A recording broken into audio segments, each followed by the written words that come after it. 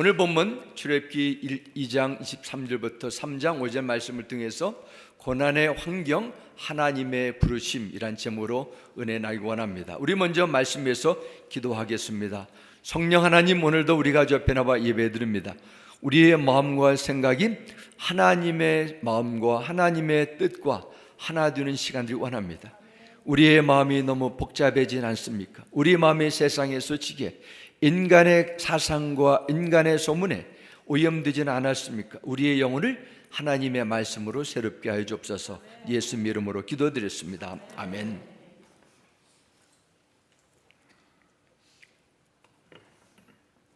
인생의 쓴맛과 단맛을 표현하는 여러 가지 말이 있습니다. 인생의 쓴맛 다 뒤면 단맛이 온다 는 사람이 살아가면서 인생의 단맛만 보고 살 수 있으면 얼마나 좋겠습니까? 그렇지 않습니다. 그런 인생 없습니다. 그래서 고진감래라, 쓴맛도 있고 단맛도 있다. 쓴맛이 지나면 단맛이 자주 온다, 그렇게 표현하기도 합니다. 경우는 다르겠지만 우리가 이 세상에 살아 숨쉬는 동안 어려움과 여러 가지 이해할 수 없는, 해석되지 못하는 문제와 어려움은 계속 밀려 들어오게 됩니다. 그리움, 인생의 쓴맛, 이런 것을 통틀어 고난이라고 하는데, 그 고난이 오는 여러 이유를 찾습니다. 어떤 사람은 죄의 대가로 고난이 온다 하고, 어떤 사람들은 그에게 욥을 예로 들면서 죄가 아니라도 고난은 누구든지 온다, 이렇게도 말합니다. 정도의 차이만 있을 뿐이지 사람은 죽을 때까지 끊임없이 고난의 긴 터널을 지나가야 한다는 데는 모두 다 공감할 것입니다. 여러분이 청어잡이 하는 영국 어부들의 이야기를 여러 차례 들으실 줄 압니다. 그래도 오늘 시간 다시 나누겠습니다. 북해에서 청어잡이를 하는 영국 어부들의 가장 큰 관심사는 어떻게 우리가 잡은 이 청어들을 신선하게 죽지 않고 런던 수시장에 팔까 하는 것이었습니다. 어부들이 아무리 애를 써봐도 런던에 도착해 보면은 청어들은 거의 다 죽어 있다는 것입니다. 그런데 그 중에서 한 어부만 북해에서 잡은 청어들을 싱싱하게 산채로 잡아 큰 소득을 얻게 되는 것입니다. 동료 어부들이 신기해서 그 비결을 물어봤습니다. 그 어부가 그 비밀을 동료들에게 이렇게 나눴습니다. 나는 청어를 잡은 후에 거기다가 메기를 같이 집어넣었습니다. 런던에 올 때까지 모든 청어들은 메기한테 잡혀 먹지 않으려고 열심히 헤엄치며 살려고 애를 쓰지요. 그래서 청어들은 런던에 도착할 때까지 싱싱한 살아 움직이는 그런 상태로 보존이 됩니다. 그런 대답 줬다는 것입니다. 그리스도인에게서 고난은 영혼을 치료하는 좋은 약이 될 수 있습니다. 마치 메기처럼 우리의 영적으로 늘 건강하게 할 수 있는 좋은 하나님께서 주시는 은혜의 산물이 됩니다. 고난은 우리를 삼키려 하고 고통을 가져다 주려고 절망하지만은 그것 때문에 오히려 정신 차리고 하나님 앞에 겸손하게 하고 예수 그리스도의 성품을 닮아가는 놀라운 내면의 변화가 이루어집니다. 그래서 로마서 5장 3절과 4절은 이렇게 말씀합니다. 다만 이뿐 아니라 우리가 환난 중에도 즐거워하나니 이는 환난은 인내는 연단은 소망을 이룬 줄 알미로다 말씀합니다. 환난 속에서도 감사하고 즐거워할 수 있는 비결은 환난을 통해서 인내를 가져다 주는 이유이기 때문입니다. 신약성경 야고보서 1장 3절과 4절도 말씀합니다. 이는 너희 믿음의 시련이 인내를 만들어내는 줄 너희가 알미라. 인내를 온전히 이루라. 이는 너희를 온전하고 구비하여 조금도 부족함이 없게 하려 함이라 말씀합니다. 믿음의 시련을 통해 인내하는 법을 배우게 된다고 성경 말씀합니다. 고난 자체가 축복이라고 말할 수는 없지만 믿음을 대처하는 고난이 우리에게 가져다주는 이 놀라운 영적 유익은 참으로 놀랍습니다. 여러분이 어떻게 받아들이는지 상관없이 하나님은 여러분 모두를 다 한 사람 한 사람 사랑하십니다. 그대로 받으십니다.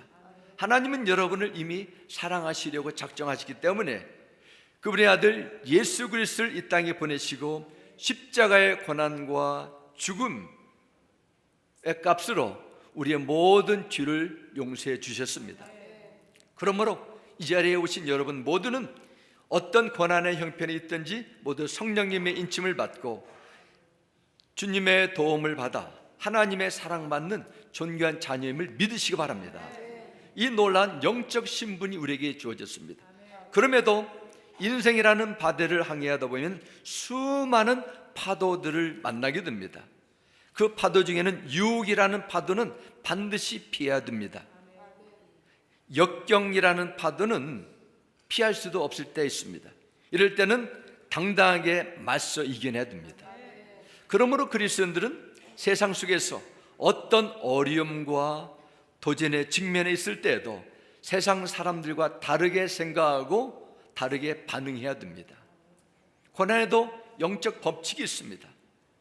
이 법칙을 잘 적용하게 되면 우리는 이것을 능히 넘어설 수 있습니다. 간증이 될 수 있습니다. 하나님을 찬양할 수 있어요. 실망하거나 좌절하지 않고 오히려 내게 유익으로 만들어 나갑니다. 오늘 주시는 말씀을 통해서 하나님께서 오늘의 환경과 사건 속에서도 여러분을 부르시는 기쁜 뜻을 배우며 세상에 주는 어떠한 황당한 어려운 일을 만난다 해도 넉넉히 헤쳐나가는 강건한 믿음의 소유자가 되기를 주의 이름으로 축원합니다. 첫 번째, 우리는 고난을 만났을 때 영적 유익으로 삼으라는 것입니다. 우리는 지난주에도 출애굽기 2장을 통해서 말씀 나눴습니다. 출애굽기 1장 8절은 말씀합니다. 요셉을 알지 못하는 새 왕이 일어나 애굽을 다스리더니 기록합니다. 요셉을 알지 못한다.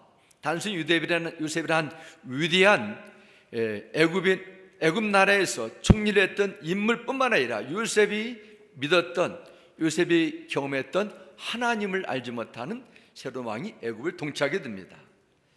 이스라엘 백성들은 그 악한 애굽 나라의 왕의 압제하에서 피라미드를 건축하고 나일강의 운하를 공사하고 거대한 신전을 지키기 위해서 뜨거운 태양빛에서 돌을 나르는 죽을 골생을 하다가 인생을 마치게 됐습니다.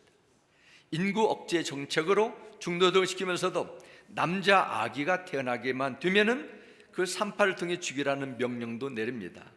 통하지 않았어요. 그러자 마지막 수단을 가지고 애굽 바로 왕은 남자 아기를 낳자마자 바로 왕에 던지라, 이런 명령도 내립니다. 그런데도 이스라엘 민족은 더 많아졌습니다. 하나님께서 약속하신 대로 한 민족이 형성됐습니다. 이때 애굽 나라의 바로 왕은 점점 불어나는 그 이스라엘 민족을 보면서 염려하기 시작하면서 어떻게 해서든지 이스라엘 민족을 말살하고자 하는 그런 의도를 품고 더 힘든 노동을 시키게 됩니다. 23절부터 25절 다시 보겠습니다. 그 노동 상태에 빠진 이스라엘 백성들이 어떻게 나왔습니까? 여러 해 후에 애굽 왕은 죽었고 이스라엘 자손은 고된 노동으로 말미암아 탄식하며 부르짖으니 그 고된 노동으로 말미암아 부르짖는 소리가 하나님께 상달되니라 말씀합니다. 그리고 24절 보면 하나님이 그들의 고통 소리를 들으시고 하나님이 아브라함과 이삭과 야곱에게 세운 그의 언약을 기억하사, 하나님이 이스라엘 자손을 돌보셨고 하나님이 그들을 기억하셨더라 말씀합니다. 23절에는 이스라엘 백성들이 부르짖는 소리가 하나님의 귀에 들렸습니다. 그들의 고통 소리를 들으셨다 했습니다. 그리고 하나님은 언약을 기억하셨고 25절 말씀 보면 하나님이 이스라엘 백성들을 기억하셨다 이렇게 기록합니다. 이것은 하나님께서 지금까지 다 잊어버리셨다가 부르짖는 소리가 너무 커서 그때 내가 이스라엘 백성들에게 이런 약속했구나 했다는 뜻이 아닙니다. 수백 년 전에 하나님은 믿음의 조상 아브라함에게 이삭과 야곱에게 주셨던 약속이 있습니다. 내가 너 씨를 통해서 한 민족을 형성하게 되었고 하늘의 별처럼 바다의 모래처럼 큰 민족을 만들 것이라, 이 약속을 하나님은 늘 가지고 계셨습니다. 하지만 이스라엘 민족은 하나님의 약속을 다 잊어버리고 어떻게 해서든지 애굽 나라의 노예 고통만 빠져나가야 된다, 그런 생각에 매여 있었습니다. 이스라엘 핍박하는 왕조는 끔찍한 중노동과 남자아이 학살들을 통해서 그들이 하나님께 부르짖지 않으면 도저히 살아갈 수 없는 힘든 상황으로 나가야 됐습니다. 그때 하나님은 그들의 고통 속에서 부르짖는 소리를 들으시고 그들과 맺은 언약을 기억하셨다고 기록합니다. 옛날에는 단순히 고통에서 벗어나고자 하는 절박한 마음에서 부르짖었지만 지금은 그 부르짖음의 정도가 달랐습니다. 이제는 어떻게 해서든지 애굽 땅을 떠나야 되겠다는 마음이 있고, 이제는 그 떠날 때 하나님께서 무슨 말씀이든지 말씀하시면 우리가 듣겠나이다 하는 영적인 겸손함이 찾아왔습니다. 다시 말씀드리면 이스라엘 백성들의 마음은 낮아질 대로 낮아졌습니다. 그렇다 해가지고 그들의 마음이 완전히 새로워진 것은 아닙니다. 하나님께서 아브라함과 맺은 언약만 없더라면 그들에게 관심을 들 만한, 그들의 구원을 줄 수 있는 어떠한 조건과 자격이 그들에게는 보여지지 않을 정도로 그들의 내면은 육적인 완고함으로 가득 찼었습니다. 하지만 이제는 하나님께서 그들에게 말씀하실 때 그들이 하나님의 말씀에 귀를 기울이고 떠날 수 있는 최소한의 마음의 준비는 갖추게 된 것입니다. 하나님은 고통 속에 부르짖는 이스라엘 노예들을 향해 출애굽기 3장 7절과 8절과 이렇게 말씀하십니다. 여호와께서 이르시되 내가 애굽에 있는 내 백성의 고통을 분명히 보고 그들이 그들의 감독자로 말미암아 부르짖음을 듣고 그 근심을 알고 내가 내려가서 그들을 애굽인의 손에서 건져내고 그들을 그 땅에서 인도하여 아름답고 광대한 땅, 젖과 꿀이 흐르는 땅, 곧 가나안 족속, 헷 족속, 아모리 족속, 브리스 족속, 히 족속, 여부스 족속의 지방에 데려가려 하노라 말씀합니다. 이스라엘 백성들이 부르짖었을 때 하나님은 그들의 부르짖음을 들으시고 그들의 고통을 보시고 아브라함과 맺은 언약 그대로 하나하나 실행해 나가십니다. 만일 이스라엘 민족이 하나님 앞에 좀 더 일찍 겸손히 나와 그들의 하나님께 나왔더라면 그들의 노예 생활은 얼마든지 줄일 수 있었을 것입니다. 그들이 마음이 여기까지 열리기까지는 최소 400년이라는 긴 시간이 흘렀습니다. 고난은 이스라엘 민족에만 해당되는 것이 아닙니다. 하나님을 믿고 따르는 모두에게 공통적으로 나타납니다. 미국에 살든 한국에 살든 어느 나라에 거주하든 상관하지 않고 이 세상에 사는 모든 사람에는 각자 나름대로의 고난이 있습니다. 하나님께서 배열하신 고난의 시간이 있습니다. 이때 하나님을 찾느냐 아니면 다른 대상을 찾느냐에 따라 그 결과는 엄청나게 달라질 것입니다. 자신의 환경과 다른 사람을 탓하고 원망하며 두려움에 빠져 좌절하면 고난이 주는 부정적인 영향은 그대로 받게 됩니다. 그러나 하나님께 부르짖고 하나님을 찾는 사람은 어려움을 극복하고 하나님 나라의 사람으로 세워지게 된다는 것입니다. 요셉도 어머니가 일찍 돌아가시고 이복 형제들의 시기와 질투로 노예로 팔려가 10년 이상 종살을 하게 됩니다. 억울한 누명을 쓰고 감옥에 갇혀 있습니다. 광야를 지나면 또 다른 광야가 기다리는 것입니다. 그럼에도 요셉은 끝까지 하나님을 신뢰합니다. 마침내 하나님께서 요셉에게 보여진 꿈대로 7년간 이어지는 기근에서 온 가족과 나라를 건지는 생명의 부양자로 그를 쓰시게 하셨습니다.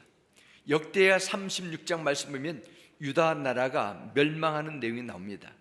유다 나라의 여호야김 때 느부갓네살 왕이 예루살렘을 다 파괴하고 성전 기물 전부를 바벨론 나라로 데려갔습니다. 그때 다니엘과 세 친구도 젊은 포로로 끌려갔습니다. 인류 역사상 굶주린 사자굴에 들어가서 살아남은 사람, 풀무불에 집어 던졌어도 살 수 있던 사람은 다니엘과 세 친구 이들 뿐이었습니다. 하나님이 하셨어요. 초대교회는 엄청난 박해를 통해 교인들이 뿔뿔이 흩어지게 되고 오히려 그것을 복음을 전하는 전도의 기회로 활용하게 됩니다.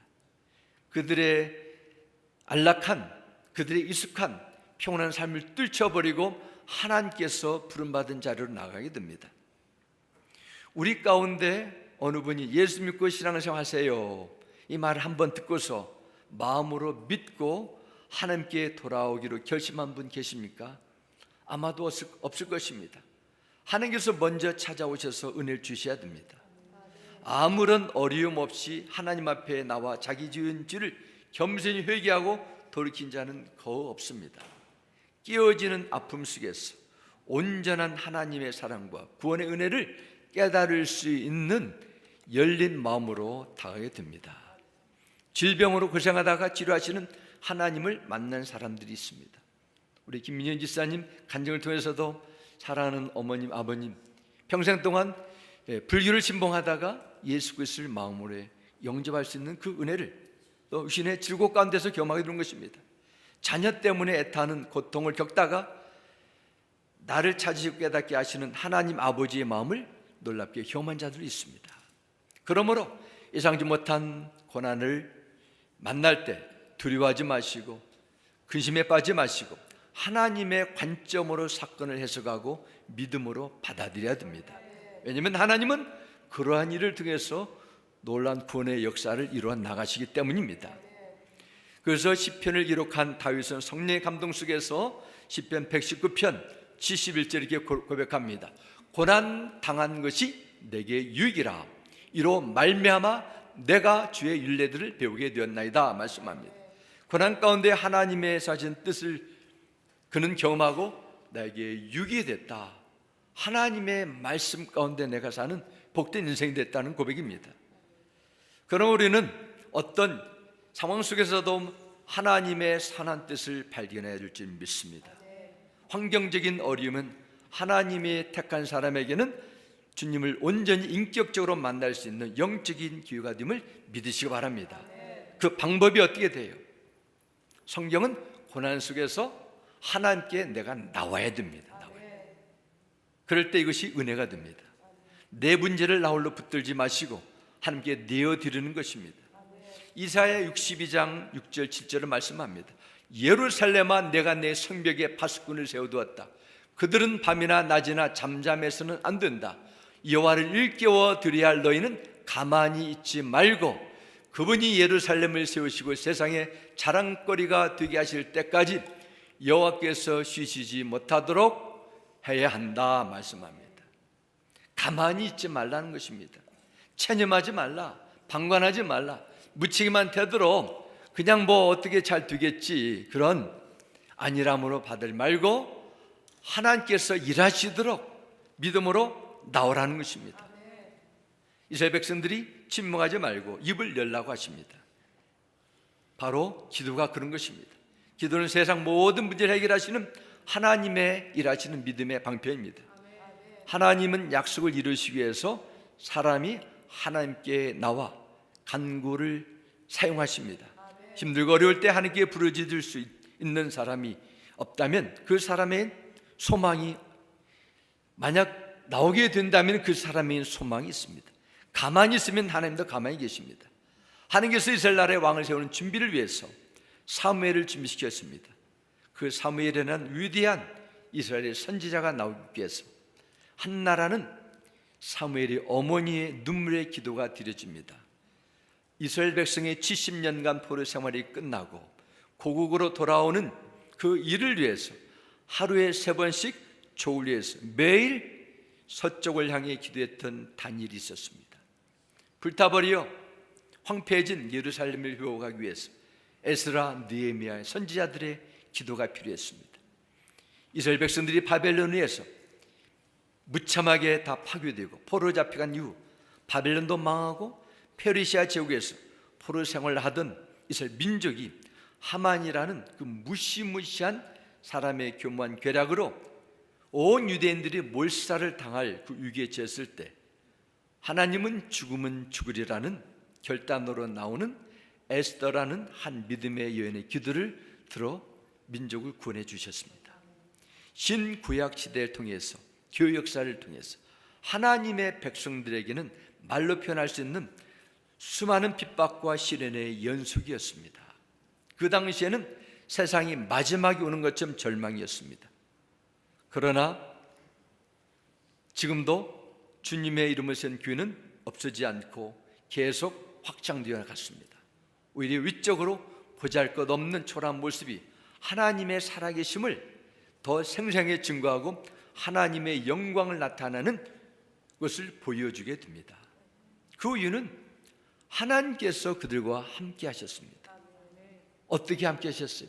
함께 나오는 자를 통해서 함께 하신 것입니다. 우리에게도 매일매일 삶이 광야처럼 너무 거칠게 느낄 때가 있어요. 신앙을 가지고 열심히 주님의 뜻대로 살고자 하는데도 계속 일이 안 풀리는 것처럼 답답할 때가 있습니다. 꿈을 가지고 선한 계획을 세웠는데 내 뜻대로 되지 않고 여기저기 맡기는 때가 있습니다. 그것은 하나님께서 도와주지 않으서가 아니에요. 하나님께서 그 사람을 쓰시기 위해서 훈련하는 과정입니다. 시편 46편 7절은 말씀합니다. 만군의 여호와께서 우리와 함께 하시니 야곱의 하나님은 우리의 피난처시로다. 셀라. 좋습니다. 이 세상의 어떤 대상보다도 온 우주 만물을 지으시고 통치하시는 여호와께서 여러분과 함께 하실 때 여러분 인생의 피난처가 되시고 산성이 되시고 방패가 되시는 하나님의 살아계심을 경험할 줄 믿습니다. 사랑하는 성도 여러분, 예수 안에서 여러분은 하나님의 자녀로 부르심을 믿으시기 바랍니다. 또한 하나님 나라를 위해서 왕같은 제사장으로 일하도록 부르심이 있습니다.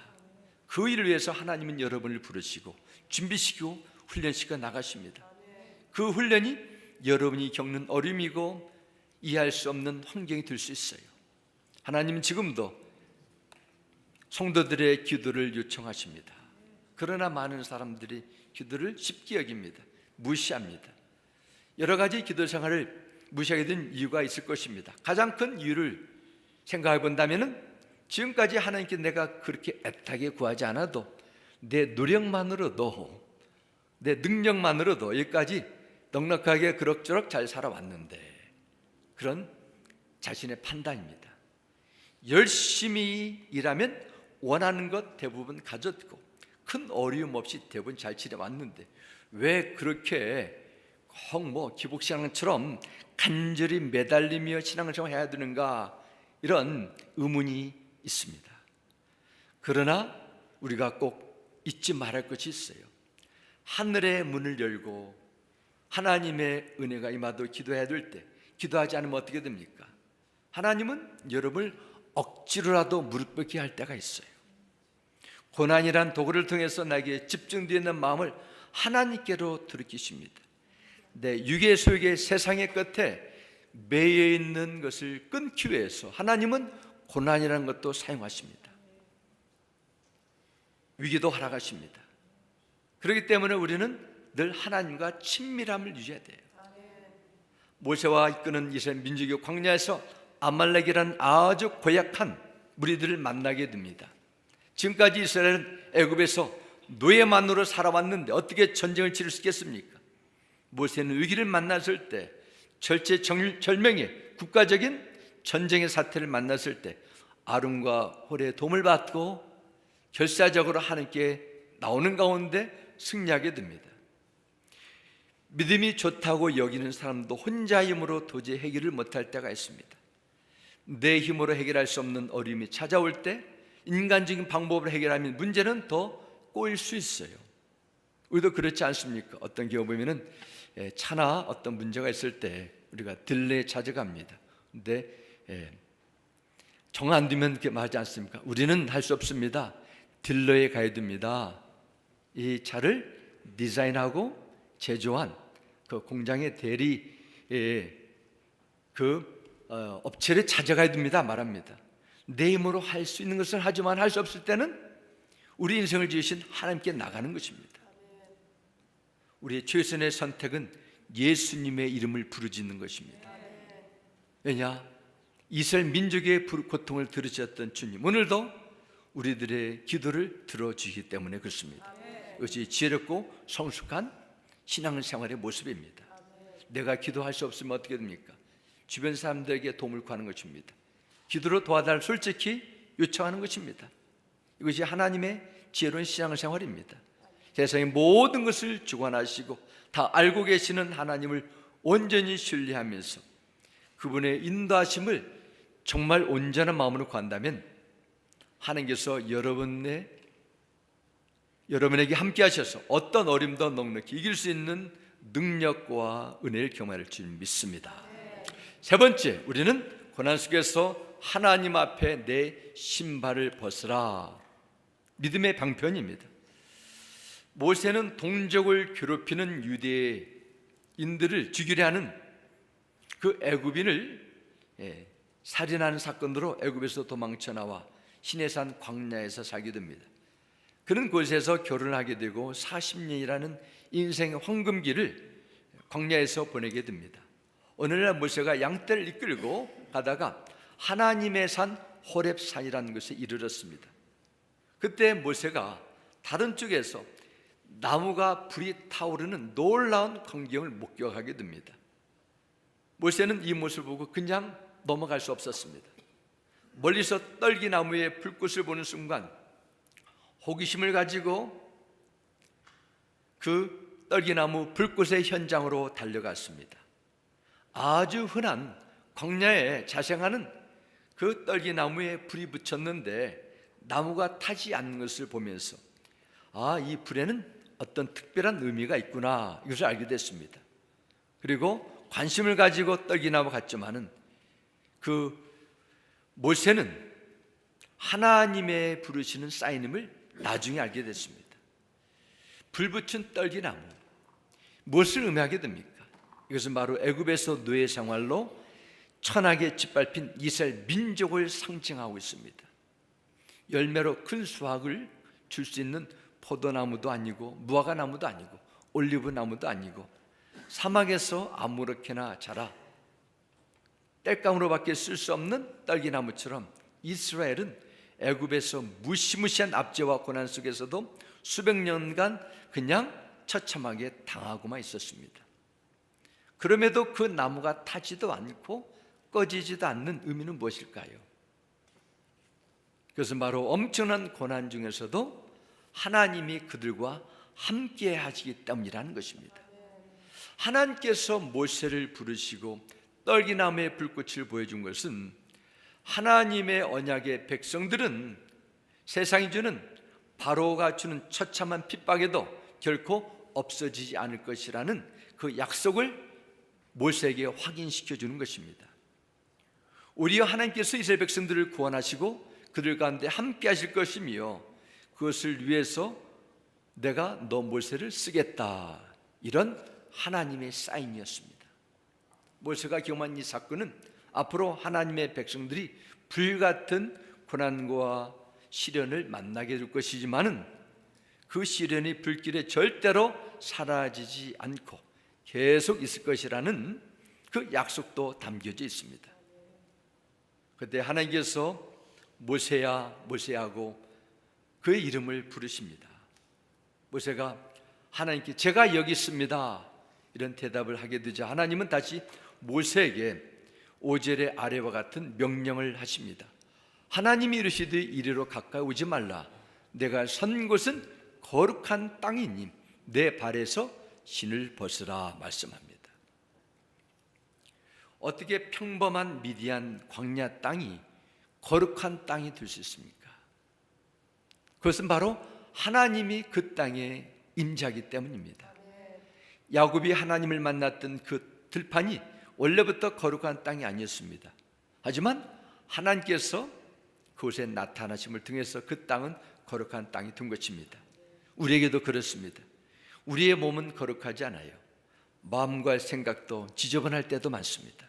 그럼에도 하나님은 우리를 거룩한 하나님의 나라, 거룩한 성전이라 우리 몸을 부르십니다. 그 이유는 우리 안에 거하시는 거룩한 성령님이 계시기 때문에 부르시는 거예요. 세상의 호화 찬란한 건물과 비교하면 이 예배당이 아름답지 못하고 누추하게 보일 수 있지만은 하나님의 성전, 거룩한 집이라고 부르는 것은 하나님께서 믿는 자들의 예배 가운데 임재하시기 때문입니다. 바꿔 말씀드리면은 하나님의 임재가 떠난 것은 아무리 사람들의 눈에 깨끗하고 호화찬란하게 보여도 더 이상 거룩한 땅이 아니에요. 우리에게 하나님의 거룩함이 없어지면 교회는 타락하게 됩니다. 아무리 거룩 불러도 하나님이 함께하지 않기 때문에 그렇습니다. 그래서 하나님의 거룩하심에 두려워하고 떨면서 회개할 때 부흥이 온다 말씀합니다. 이처럼 하나님께서 우리와 함께하기 위해서 거룩함은 너무 중요합니다. 그래서 하나님은 내가 선 곳을 거룩한 땅이라 말씀합니다. 그리고 또한 하나님은 두 번째 명령을 주십니다. 내 발에서 신을 벗으라 하십니다. 그래서 신은 무엇을 말합니까? 우리 인간이 가지고 있는 권리예요. 당시에는 노예나 종들은 신을 신을 수 없었다고 합니다. 주권을 가진 자만이, 자유인만이 신발을 신고 다닐 수 있었습니다. 모세를 향해 하나님이 주시는 명령, 내 발에서 신을 벗으라, 이 명령은 더 이상 내가 내 인생을 주인처럼 살지 말고 내 뜻과 내 생각대로 더 이상 인생을 그렇게 경영하지 말라, 이런 하나님의 부르심입니다. 하나님 앞에서 발에 신을 벗은 모세는 하나님의 종으로서 평생 동안 겸손한 모습으로 하나님을 섬겼고 또 백성을 위해 봉사하게 됩니다. 그리고 신명기 34장 10절은 모세에 대해서 성경이 이렇게 말씀합니다. 그 뒤에는 이스라엘은 모세와 같은 예언자가 다시는 나지 않았다. 주님께서는 얼굴과 얼굴을 마주대고 모세와 말씀하셨다 했습니다. 이스라엘 역사상 가장 위대한 인물이라고 성경은 모세를 이렇게 기록합니다. 하나님은 혈기왕성한, 패기가 하늘 치솟듯이 오르는 그런 젊은 모세가 아니라 이미 광야에서 인생의 황금기를 다 지나고 늙어가는 80세의 모세가 하나님 나라의 위대한 사명자로 쓰임받는 비결을 말씀합니다. 그것은 먼저 자신의 신발을 벗고 하나님만을 끝까지 의지하는 데 있었어요. 모세뿐만 아니라 우리에게도 두 가지 부르심이 있습니다. 하나는 죄와 저주에서 용서와 생명의 길로 인도하는 구원의 부르심이 있습니다. 또 다른 부르심은 하나님 나라의 일꾼으로 부르는 부르심이 있습니다. 내가 사는 집이나 전 환경이나 이러한 분위기는 예수 믿기 전이나 예수 믿은 후나 그게 달라진 거 없는 것 같아요. 그러나 새로운 것이 있습니다. 그래서 내 인생관이 달라지는 것입니다. 이젠 내가 무엇을 위해 사냐, 이것이 달라졌어요. 하나님 나라와 그의 영광을 위한 부르심을 가지고 살게 된 것입니다. 살아계신 하나님은 지금도 여러분과 함께 계시고 세상을 이길 수 있는 능력과 지혜를 주셔서 사명 감당하시길 원하심을 믿으시기 바랍니다. 하지만 여기서 분명히 기억하셔야 될 것이 있어요. 하나님은 모든 사람을 부르시지만은 다 온전히 사용하지 않는다는 것입니다. 먼저 무엇을 요구하세요? 우리의 신발을 벗기 원하십니다. 내 권리를 하나님께 온전히 맡기기 전까지는 기다리고 계십니다. 그래서 마태복음 7장 21절에도 말씀합니다. 나더러 주여 주여 하는 자마다 천국에 다 들어갈 것이 아니요 다만 하늘에 계신 내 아버지의 뜻대로 행하는 자라야 들어가리라 말씀합니다.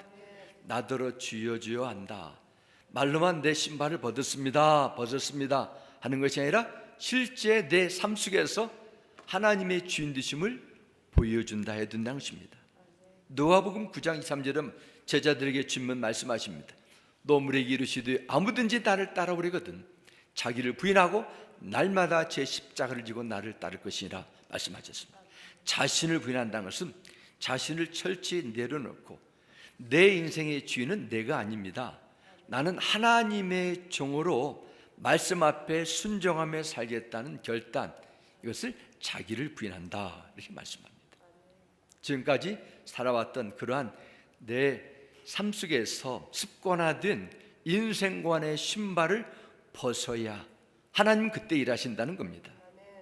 주님 앞에 신발을 벗은 사람만이 하나님의 선하시고 기뻐하시고 온전하신 뜻이 무엇인가를 분별할 수 있는 지혜가 생기고 영원한 것을 위해서, 남은 삶을 위해서 삶을 투자할 수 있는 결단이 찾아옵니다. 내 신발을 벗으면 하나님께서 함께하는 일꾼이 되는 것입니다.